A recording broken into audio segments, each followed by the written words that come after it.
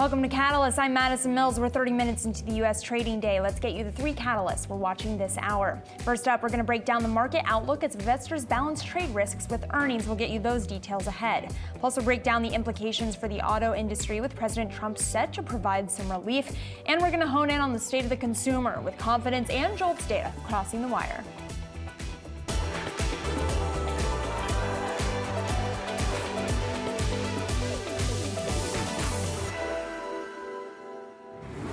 Half an hour into the start of U.S. trading, let's get a check on the markets. Taking a look at the major averages here, you're seeing continued losses, just a touch on the S&P 500, down about 0.1%. Your tech-heavy NASDAQ off nearly 0.3%. You got the Dow moving to the upside here. Let's flip it over, though, to the bond market, see what we're seeing there. Treasuries continuing to sort of start doing their job here when it comes to a risk-off moment in markets. You got your 10-year at that 420 level, down about a basis point here. And finally, let's take a look over at Bitcoin here. You've got Bitcoin up on the day, up nearly 1%, but still below that key 95,000 level. We've got breaking JOLTS data crossing the wire. Let's get you those numbers. JOLTS job openings coming in just a touch under the 7.5 number that was expected, coming in at 7.1 million. Here you've got the job openings rate coming in just slightly below the survey number of 4.5%, coming in at 4.3%. Really interesting to take a look at the quits rate as well, coming in at 2.1%. It does look like the quits level was slightly above the survey estimate as well. The layoffs level, interestingly, coming in just below expectations. The layoffs rate coming in here at 1%. So really interesting to see some of that dynamic playing out in the labor market. We've continued to hear from sources that the key thing to monitor, of course, is going to be the labor market when it comes to whether or not tariffs are causing considerable pain in our economy. Again, that job openings number coming in at 7.1 million, the estimate for 7.4 million. So just a touch below those expectations. But I'm fascinated by that quits rate number. Interesting to see that there's at least enough confidence for individuals that they are willing to quit their jobs at this moment. Well, to discuss this and more, I want to bring in Bob Lane. He is a leading technicals expert as well as the founder and technical analyst at Explosive Options. He's going to join me for the hour. Bob, it's great to have you on. Thank you for making the time to stick with us for the hour this morning. I know that you look at the technicals, but it's interesting when the economic data tells us something about the state of the consumer, especially when job openings are such a big concern. Right. To what extent are you seeing any recessionary fear playing out in the technicals right now? Really not seeing very much here, Maddie, with recessionary fears yet. And if you take a look at this JOLTS data, I looked at some history. We realize that the JOLTS data has shown that this number has fallen about 50% in the last 3.5 years. If you go back to the end of 2021, when we were close to 12 million on the JOLTS, now we're at 7 million. So it's a huge drop in job openings, which kind of explains why the labor market has been so tight for such a long time. We still have 4 to 4.2% unemployment rate. We're going to get a number coming up on Friday. And I think that right there is going to tell you that the Fed is going to be more interested in watching more data related to inflation and not so much towards the jobs number. Yeah, and I want to get your take too on HSBC cutting its annual price target for the S&P 500 this morning, below the 6,000 mark, hitting. It was previously at 6,700, now cutting its target to 5,600. That's in line with Bank of America's forecast. What are you seeing in the technicals that indicate whether or not we could hit as low as 5,600 for year end? Well, certainly just a few weeks ago, we had a huge drop down to about 4,800 on the S&P 500. And that was a scary number that a lot of people were looking at. You know, are we going to hold that level? I think the NASDAQ had hit a level where it had technically been in bear market territory, minus 20%. And for the S&P 500, you know, this level right now that we're at right now is actually where many analysts expect for us to finish by the end of the year. So what do we have going here? I mean, basically, is the market full value right now? And that's really what these analysts are telling you. What I think is interesting, Maddie, is that from the beginning of the year, everybody knew tariffs were going to be introduced at some point in time in 2025, and after the election was in November.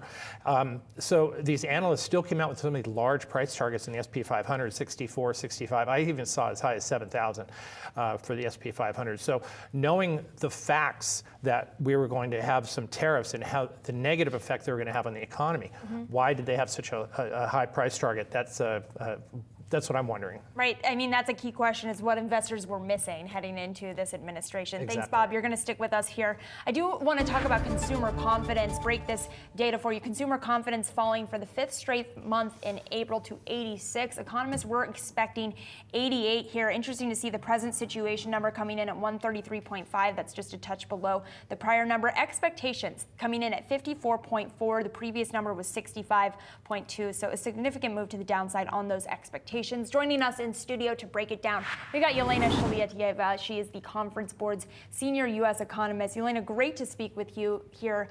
What is your headline takeaway from this report? Well, expectations are at a 13-year low. And if you look at what consumers are telling us about jobs availability, they expect that to be really, really poor. So that index is actually at its highest level since the Great Recession, the index that tells us that consumers expect fewer jobs available. So this is telling us, this is getting to the consumer.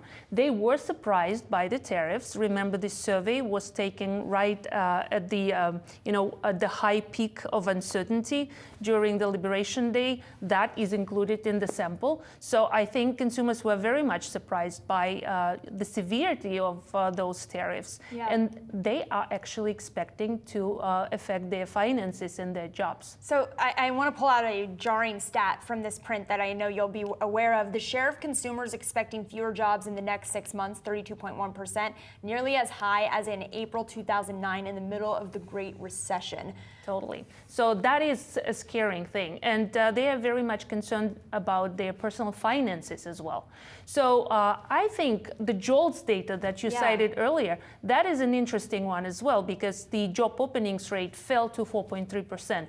4.5% is kind of the borderline between, significant increases in the unemployment rate and small increases in the unemployment rate. When it falls below 4.5%, this is significant. We should probably expect much more significant increases in the unemployment rate. And yet you have stocks rallying at the moment. To what extent do you think that the narrative about consumer resilience over the last 4 years is perhaps being taken for granted right now by consumers? Do you think, or by investors, do you think that that consumer resilience is going to continue despite the soft data? I think, exactly. The soft data and the hard data. When the hard data starts falling, that's when we're probably going to see something.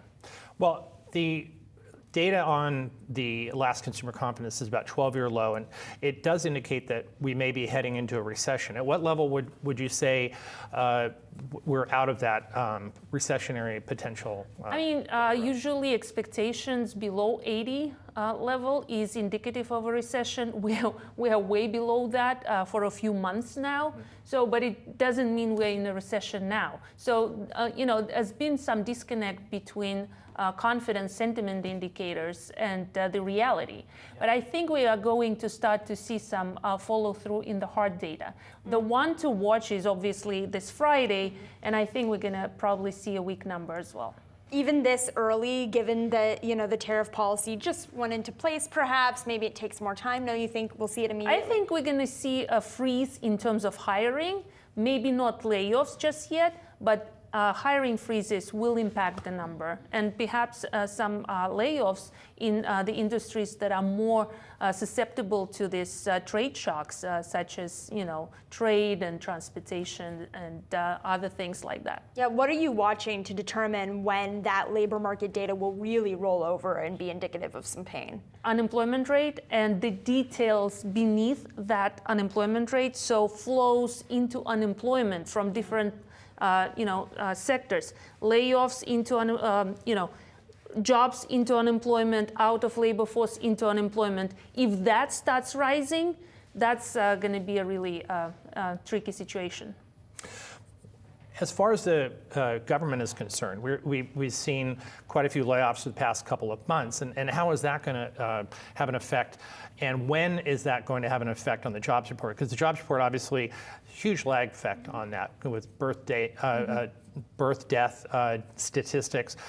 But how soon will that show up in the data? We could see that this month, in this coming report. The big worry for the economy as a whole from that statistic is that it's not just government workers, it's the contractors. And the relation here is, you are going to see that pass through into contractors at a rate of 2.5, 2.6 jobs per one government layoff. So that's a pass through. Another thing is state and local government workers. Are we going to see a slowdown in that sector? Most likely, because we ran out of the pandemic funds for them to hire people. Mm-hmm. And the private sector, I think, will see a significant slowdown in leisure and hospitality, for example, because consumers are pulling back from this discretionary spending on services in the time of significant uncertainty. So that is where we see we're going to see some pass through, I think. Yeah, Neil Zeta has been flagging that state and local government slowdown as something that is a significant risk for some time, Yelena. So thank you so much for bringing that up and for giving us great context on the data. Appreciate it as always. We're going to have all your markets action ahead here on Yahoo Finance, so stick around. You're watching Catalysts.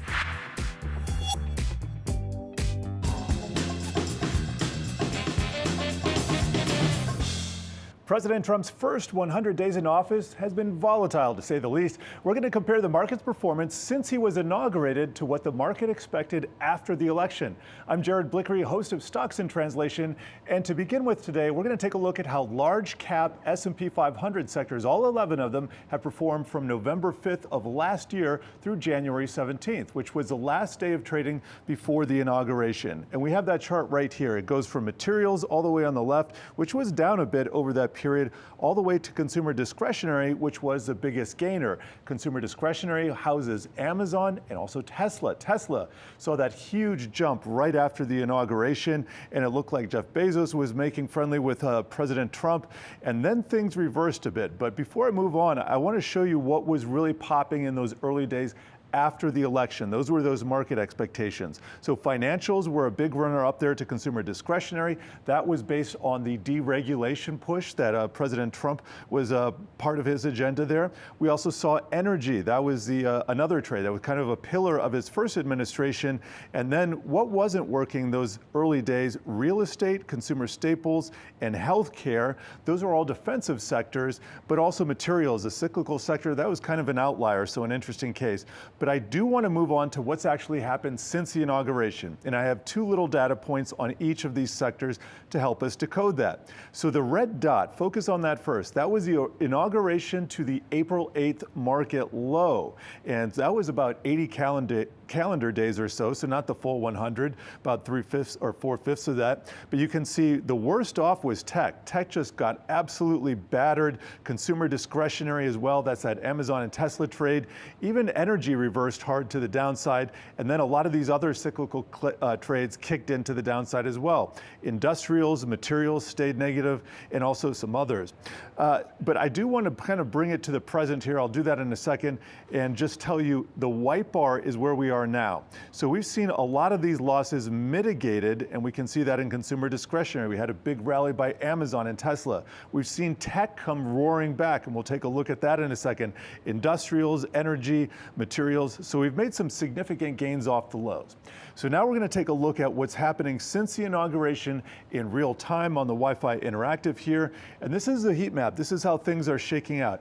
Only consumer staples is in the green during this period. That's a pretty defensive sector. And if you look at the runners up, that would be utilities, real estate, and XLV, which is healthcare. Those are all very defensive sectors. So that's not the greatest setup for a bull run. By the way, the worst off still consumer discretionary and also energy to the downside.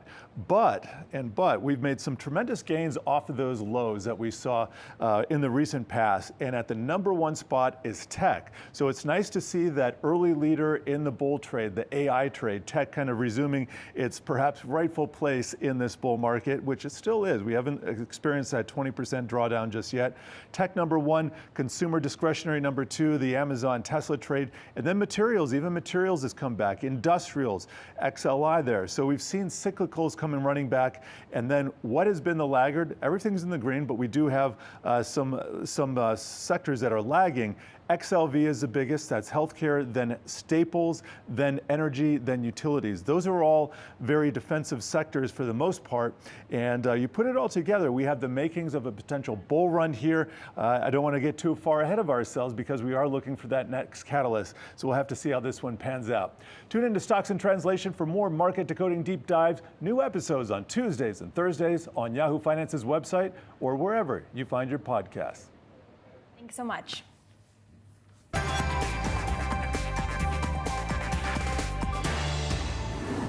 It's time now for some of today's trending tickers. We are watching Honeywell, Adidas, and Amazon. First up, Honeywell raising its full-year earnings guidance, incorporating the expected effect of tariffs, the company's mitigation actions, and volatility in demand. This comes after the industrial conglomerate topped first quarter expectations, with sales up nearly 8% from a year ago.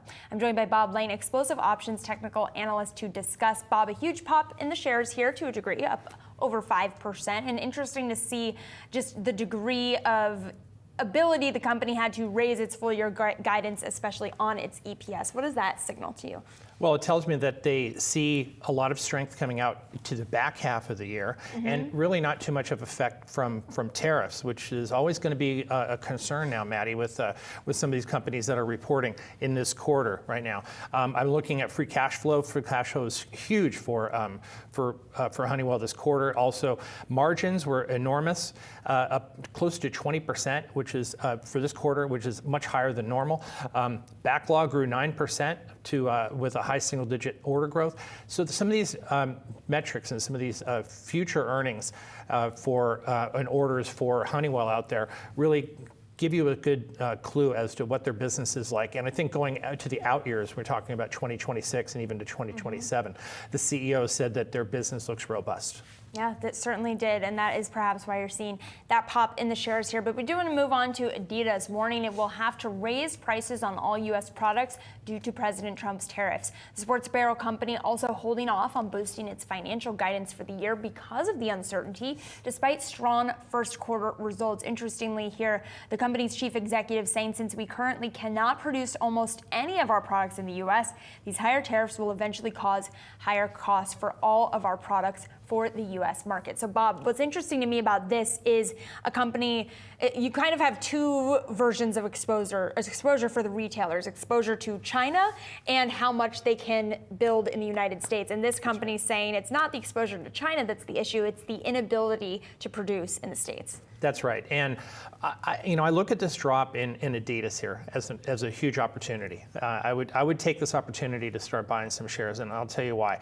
Because the competitors are really faltering right now, and they're tripping over themselves trying to figure out, where they're going to be producing product. I think Nike is certainly, obviously the big player in shoes and athletic wear. They're wondering where they're going to be producing their products also. Is it going to be China? Is it going to be India or is it elsewhere? And then when you talk about other companies like Hoka shoes, which are made by I can't remember what's the name of the company, but we got Hoka shoes, which are, really ramped up their business about 2 years ago, and they managed to take a lot of share away from Adidas and from Nike and from Puma and some of these other names. But I think they're also running into an issue there with production as well too. So I think at least Adidas is coming out in front of the problem right now. All right, Bob, we also want to get to Amazon slammed by the White House for reportedly planning to display the cost of President Trump's tariffs next to the total price of products on its website. White House Press Secretary Karen Leavitt calling it a, quote, hostile and political act. But Amazon critically now denying the report. That's according to a reporter with the Washington Post, citing an Amazon spokesperson, saying this was never under consideration for the main Amazon website, instead saying this was about Amazon Haul. Remember, Amazon Haul is the competitor to Shein, to Temu. We've seen Shein and Temu lifting prices significantly over the past couple of weeks. And again, this is just according to a Washington Post reporter who did say the team that runs our ultra low-cost Amazon Haul is considering listing import charges on products, never a consideration for the main Amazon site. I am out to multiple people at Amazon to try and get clarity on this morning. But Bob, as you can see, this hasn't stopped Amazon stock from suffering a bit. Right, and I'll tell you what, if this is the reason why Amazon is down today, I'm in there buying it with both hands. They have earnings coming out later in this week. Usually the first quarter is not their best quarter, but I think coming off of a huge holiday period for Amazon, which was the fourth quarter, this first quarter, I think they're going to come out lights out. I think their AWS business is finally made a huge turn last quarter, and they're ramping up their business. I think any drop here in Amazon is a huge opportunity for investors and traders. All right, Bob, thank you so much. For our audience, you can scan the QR code below to track the best and worst performing stocks with Yahoo Finance's trending tickers page. Well, big tech is pressing pause on some of its AI data center plans. Microsoft said it's slowing some of its construction projects, while a recent report from Wells Fargo said Amazon Web Services was considering pulling back its spend. But that doesn't necessarily mean the AI spend itself is slowing. So far, both Amazon and Microsoft have stood by their 2025 CapEx forecasts, the two planning to spend a combined $180 billion. Joining us now with more context on how those AI data center dollars are being spent, we've got Anthony Johnson, CEO of Clayco. It's a construction firm specializing in data centers with clients including Google, AWS, and Microsoft. Anthony, great to speak with you here. Talk to me about what you are seeing in terms of this investment here. What are you seeing across your desk? Does it mirror some of the reporting that we've heard thus far in some of these earnings calls? Yeah, thank you. Good morning. Appreciate the chance to speak with you again. Happy to dive into that a little bit. I would say that what we're hearing and seeing on a daily basis is, continues to be incredible demand for growth in this space. I think you can kind of relate the data center expansion to other industries over time, to where neither the industry's trajectory nor the individual companies within that industry, their business plans, their trajectories, they're not always exactly linear. Their plans change over time. They need to adapt. New technologies are introduced, which causes the time to maybe shift or adjust your plans. And so that happens on an individual company basis all the time. But the industry as a whole remains very, very strong, and we're seeing nothing but continued growth trends in the business. Yeah, and to what extent are you monitoring what you're hearing in terms of CapEx this earnings cycle? Obviously, Alphabet was the first of your clients that we listed, and they did mention that they are maintaining their CapEx spend. Does that match with what you're hearing about in terms of CapEx, or are you even hearing about a potential growth in CapEx moving forward? Yeah, largely what we see in here mirrors what you see in the public announcements in terms of what each company's individual goals are. And as we look across the pipeline of prospects as well, it's really not even just the big hyperscalers, the big names you're showing on the screen here as well. There's other players that are in the space. There's also the quantum computing side of things that is continuing to grow exponentially. So we're really excited for all the continued trends in the business. And I wonder, too, when you think about those trends in the business, I want to talk a little bit about investment in domestic infrastructure. Obviously, this is something the Trump administration wanted from the big tech companies. We've seen $500 billion from the likes of NVIDIA, now an additional $150 billion from the likes of IBM. How do you see these investments impacting the ability for these firms to meet growing demand and therefore increase profits? It is truly a modern space race we're kind of in the midst of right now, no question. It is. There's a lot of new capital coming to the space to be deployed, which is exciting. That introduces new resources. It introduces an additional level of speed that we may not have otherwise had.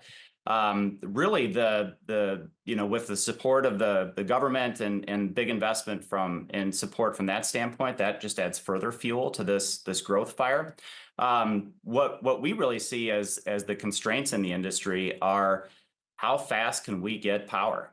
And that's a constant puzzle that's changing, that we're helping companies look throughout the United States of weighing their options and finding sites that either have existing power or can be modified, and how fast can that happen? How fast can new infrastructure be built with a utility company? How fast can that infrastructure be actually fabricated by the companies who make turbines and things like that? So it's really a mad dash of pulling together all different types of energy providers, renewable sector, solar specifically, natural gas. Obviously, nuclear is a big part of the conversation today, and repurposing some of those facilities to support this rapid growth. So as we look at our business as a whole, we're not just needing to provide assistance on the construction of these facilities. It's really leveraging the full vertical integration of our enterprise, which includes on the real estate side, helping our owners find powered sites, on the design engineering side, helping to get these facilities built for the newest modern technology. And then obviously on the construction side, the delivery. And, one of the bigger challenges that we're working with our customers to overcome right now is also the labor side of things, the explosive growth in this and the need for skilled trades. And so that all-encompassing solution is what our customers are really looking for to help achieve that exponential growth rate in this constrained environment. All right, Anthony, we got to run. Thank you so much. Appreciate it. Thank you. Coming up, we'll speak to the Coca-Cola Company CEO about the company's earnings, trade policy, and the consumer. You won't want to miss it.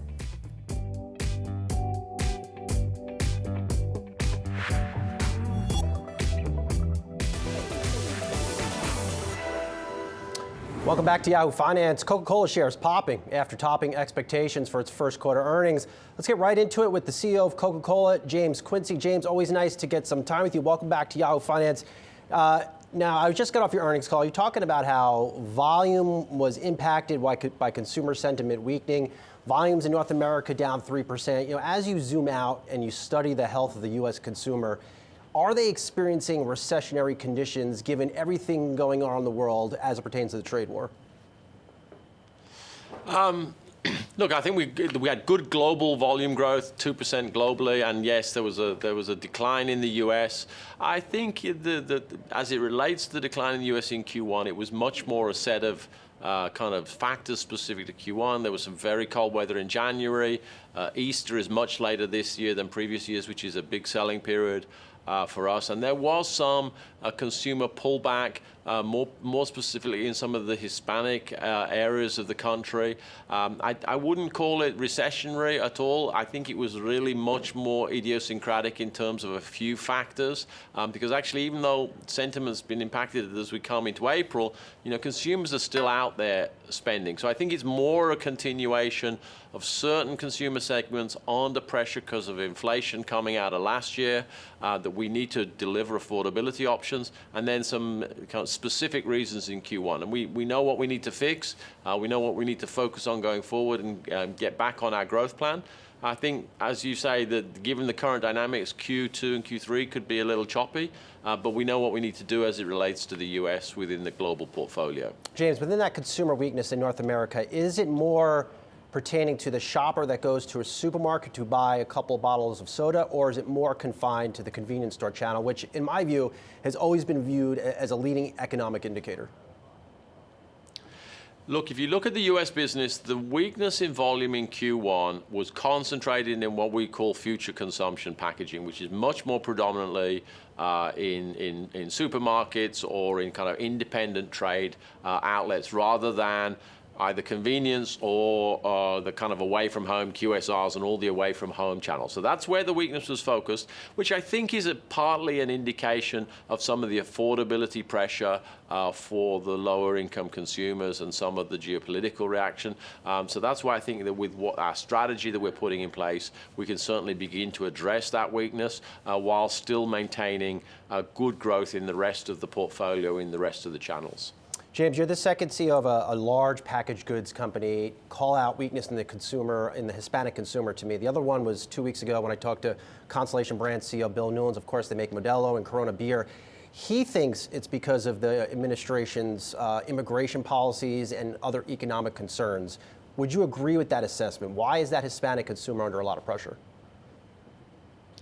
I'm not sure I would characterize it that way. Look, I think some of the Hispanic consumers particularly in some of the southern states in the U.S. and actually, frankly, in some of the northern states in Mexico, there's a high degree of economic integration of the supply chain between those parts, the Mexico, particularly northern Mexico, and the U.S. And I think some of the The uncertainty that's about exactly where's this going caused them to pull back a little in terms of spending. I don't see that as a permanent feature. I think this will be worked through. I think it's to some extent the newness of the news. So we believe if we focus on reinforcing that we've got global brands, but those brands are made local in every country around the world, and the operations are local, the factories, the employees are local, backed up with affordability and execution, that we'll be able to see a kind of a normalized business with all our consumers, including some of the Hispanic ones in those areas. James, I've had CEOs tell me privately, of global companies, they have started to see anti-American sentiment impact their businesses in various ways, notably on the top line. Have you seen that with Coca-Cola? And then if so, how do you plan to respond?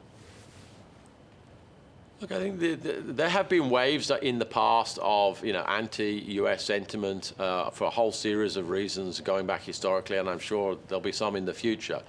So this is not the first time there's been a bit of pressure on sentiment towards the US, and we have seen in certain countries that happen this year, as it happened the last couple of years for different reasons.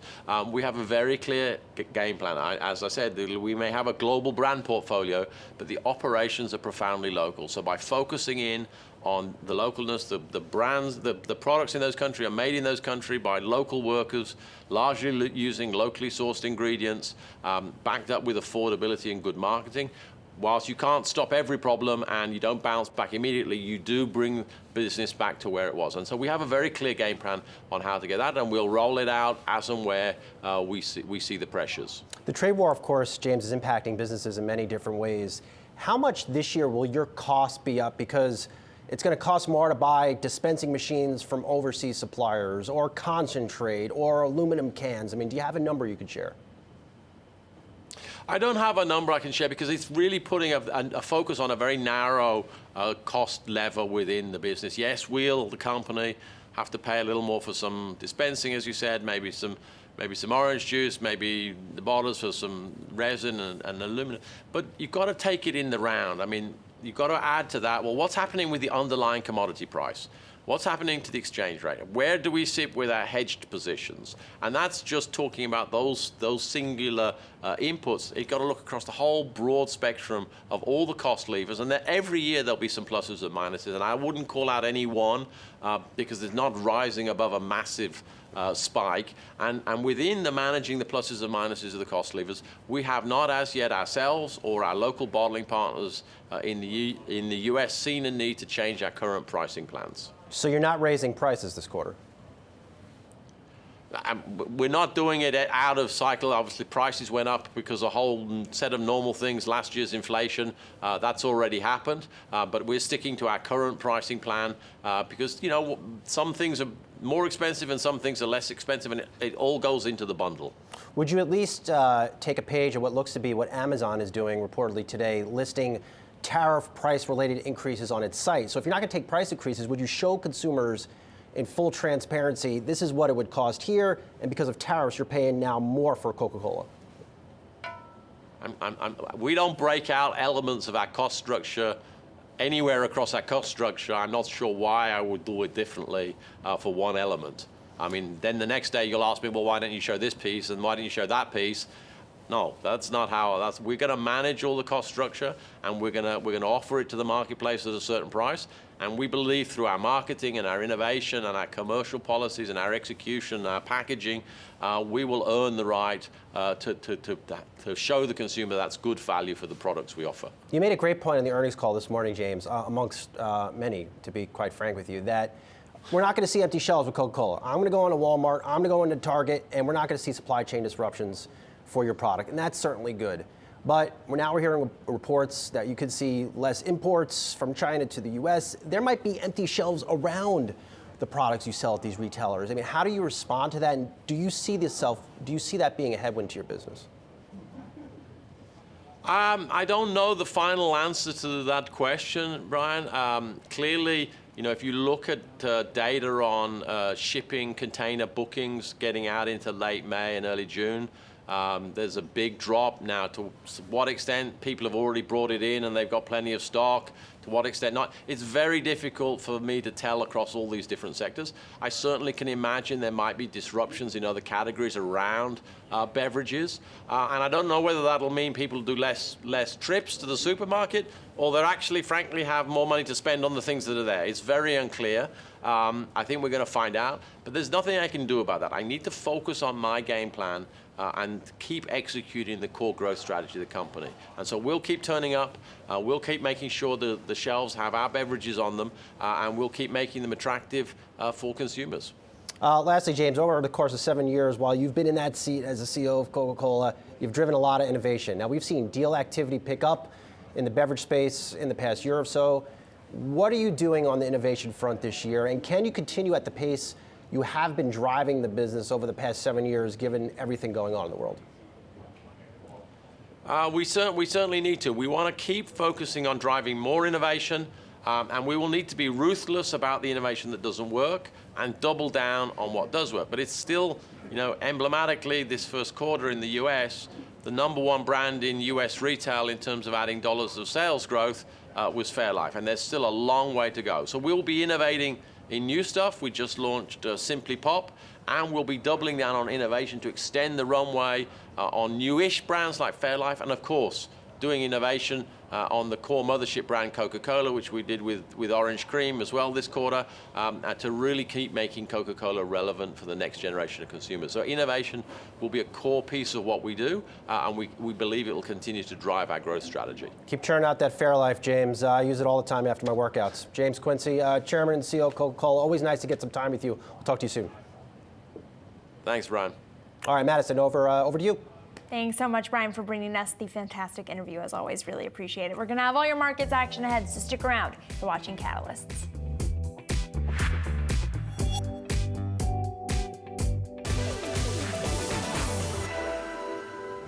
General Motors pulling its 2025 earnings guidance and pausing share buybacks amid tariff uncertainty. This, as White House Press Secretary Caroline Leavitt confirms President Trump will sign an executive order on auto tariffs today, expected to soften the impact of levies on the sector. Joining me now, Itai Michaeli, TD Cowen's equity analyst. Always great to speak with you, Itai. What does all of this mean for GM? Scrapping guidance, freezing buybacks, a net income slide. Where does it leave you on the stock? Sure, yeah. Thank you for having me. So really no surprises, a solid quarter from GM, a modest beat, pretty much all around. I think it does make sense, given the near-term uncertainty, to pause the open market share repurchases. We've seen other companies do that in the space as well. And given to your point, just kind of yesterday's developments with tariffs, I think the company wanted a couple more days to digest the news before they come back to the market and update the 2025 guidance. So it makes a lot of sense to us, but overall the quarter was solid, and now we're eagerly awaiting Thursday's update. And talk me through the pull forward dynamic and whether or not you're seeing that in GM's earnings here, because obviously net income sliding in the first quarter. To what extent does that indicate to you that consumers weren't interested in pre-purchasing from GM before the tariffs were put into effect? Yeah, we did see some signs of a pre-buy in the U.S. for new vehicles in the month of March, although some of that did come out of GM's inventory, so inventory ended up lower than expected. We do still see some pent-up demand, though, in the U.S. We do think underlying auto demand is relatively strong. We think consumers, from our survey work at TD Cowen, consumers do want to increase their cars per household in the next couple of years, per our survey back in February. So underlying auto demand trends were strong throughout Q1, but you're right, we did see some pre-buy in March. We could see maybe some of that into the second quarter. But overall, if you look at GM's market share performance in Q1, the pricing performance in Q1, the success of their new products, the company does continue to execute well and perform very well overall. It's high on the international spectrum here. We saw good strength in China and elsewhere, other countries as well too. Do you see that continuing? I saw the EBIT for international was up close to 150% in China. Over it was negative in China. It's a positive 45 million EBIT for the China income. Do you see that continuing, or is that part of that pull forward you were talking about? Yeah, the international probably didn't see a pull forward. GM International did come in a little bit below our forecast in Q1, but you're right, they have been making some progress in China. It's been very challenging for GM in China. They've done a number of restructuring actions there. So we do see prospects for improvement there over the next couple of years in the international business. But most of the pull forward really was concentrated in the U.S. starting in the month of March. And I want to broaden the conversation out a bit, Itai, because you cover so many of the automakers. President Trump is expected to soften auto tariffs at a rally tonight. I'm curious, which of the automakers that you cover do you anticipate rallying the most when we wake up to the opening bell tomorrow morning off the back of those announcements of softened tariffs for automakers? Absolutely. We're still waiting a lot more detail and definitely some open questions and clarifications. But if you kind of look at just the relief on the parts tariff themselves, that would benefit companies that have a fair amount of U.S. footprint. And Ford certainly has more U.S. vehicle manufacturing footprint than GM. Tesla, of course, produces all their vehicles in the U.S. in terms of the North America footprint. So those companies would stand to benefit more just because they're more exposed to parts tariffs. So any relief, again, waiting for more detail, but any relief on parts tariffs would accrue, kind of all else being equal, to companies that are more exposed to them in the context of the overall tariff situation. GM, of course, would be exposed as well, but still a significant footprint in both Mexico and Canada.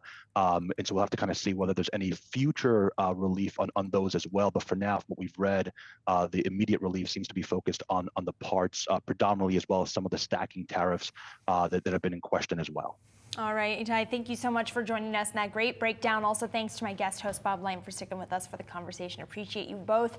Coming up here, we're going to take a look at President Trump's first 100 days in office, both stock market performance and his approval rating. That's next.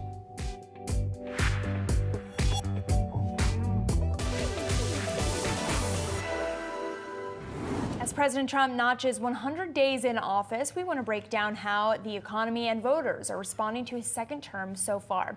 Joining me now, we've got Yahoo Finance Washington correspondent Ben Merschel and senior columnist Rick Newman. Guys, great to get the gang back together here. Ben, I want to start with you. How is Trump responding to the underperformance of the stock market since he took office? For sure, yeah. So the White House is going all out this week on their 100 days, but the one sort of huge fly in the ointment here is the stock market, which is down 8%. The S&P is down 8% since Inauguration Day. And I'm a bit of a glutton for punishment. So I went back and looked at basically every time Trump and his aides have talked about the market over these first 100 days to suss out some trends. And I found three that I think are telling about kind of how Trump approached it. The first one is essentially a case that this was the plan all along. Trump described the drop right after Liberation Day as, quote, expected. And it's sort of part of a larger argument from them that this is part of a transition, that's a short-term downturn in the stock market that's going to go up. The other thing that's interesting is a real focus on other subjects. You hear a lot more about DeepSeek, the Chinese AI company that did rattle markets in January. United Healthcare earnings have come up as other reasons for the declines, even though I think it's sort of clear that tariffs are the huge driver here from him. And then the third is a kind of un-Trumpian refrain about how maybe the stock market isn't as important as it has been. This is a kind of this happens now and again. It kind of tends to last until the next up day, when Trump tends to revert to form and tout anytime the market goes up, even though those days are few and far between. The through line here is that basically, even as we had a stage in this first 100 days where Trump was clearly prioritizing tariffs over the market and the market reaction, he has reverted to form a little bit in the last few weeks to really kind of dial back and blink on certain elements of his tariffs, which have a clear market impact that he likes. Well, Rick, I want to bring you in because, as Ben said, the fly in the lemon. I wonder to what extent you think the survey data and the voter approval ratings are starting to become perhaps a bigger fly in the lemon than the stock market. Right. Trump's approval rating has declined somewhat. It hasn't collapsed. But we're definitely seeing some notable changes. And one of the things that I noticed the most, I compare what's going on with Trump to many prior presidents. We've got data going all the way back to the 1970s. And Trump's approval rating is really the only one that has gone straight down since he took office. Joe Biden at this point, his approval rating was 57%. And Trump has fallen down from about 48 at the beginning to about 40%. Worth pointing out that Trump's approval on handling of the economy is now a net negative. I mean, that's basically the thing that got him elected in 2024 is voters thought he would do a better job of getting the inflation of the Biden presidency under control. And that is flipping. And this is all happening before the worst effects of the tariffs actually come into effect. I mean, we're not seeing the price increases yet because a lot of the stuff on store shelves was ordered before the tariffs went into effect. We're not seeing product shortages yet, which seems likely to happen. Some of the other problems. So Trump is on a downward trajectory, and it seems like it's probably going to continue. All right, great overview there, Rick and Ben. Thank you both so much for joining us this morning. Appreciate it. Thank you. Before we go, I do want to get some final thoughts from Bob Lane, joining me in studio, Explosive Options technical analyst. And Bob, I'd be remiss to let you go without talking about some options plays, especially as we gear up to hear from some of these big tech firms this week. What are you thinking about as a potential play ahead of some of those earnings? Well, I'm looking at names like Meta Platforms and Amazon for two names. And why am I looking at those names? Those stocks have come down significantly from their recent highs. Yep. These are two of the Mag 7 names. And Meta will be reporting tomorrow. So I look at an options play as a little bit less risk than taking on buying shares of the stock, and because you're only paying a fraction of the stock price when paying up for options. Now, obviously, options are going to be juiced up. It's always in front of an earnings report. There's 4 earnings reports a year for these companies, and the uncertainty creates a lot of mystery in the stock and how it's going to go, and a lot of demand for those options is going to create a lot of value. And those option prices are always going to be juiced up and accelerated right in front of the earnings report. So I'm looking for maybe an at-the-money play for Meta and for Amazon. Meta's trading at about $540 roughly. Amazon about $185, and I'm looking for something at the money. Maybe going out a month or two, maybe out to June or even July, and that's going to give us a little bit of time to let the stock move after earnings. I think that these companies have downbeat earnings expectations right now, especially the analysts have come down and knocked a lot of their earnings expectations down. So the bar is low, Maddie, and I think that these companies can deliver. Just about 30 seconds here, but what is the sort of pricing at the moment telling you about how much volatility there might be off the back of these earnings? It's an enormous amount of volatility right now. I think with the VIX around 25, 26, the market is looking for a 1.5% move. That 1.5%, what is that? 75 handles on the S&P 500, 300 handles on the NASDAQ. So those are big moves that the market's expecting to see coming from the markets, and also on these individual names. Implied volatility is through the roof. All right, Bob, great overview there and great investment ideas for our audience to take away, actionable ideas. Thank you so much, Bob, for joining us for the hour. Really appreciate it. Coming up here, we've got Wealth. It's dedicated to all of your personal finance needs. Our very own Brad Smith. He's going to have you for the next hour, so stay tuned for more.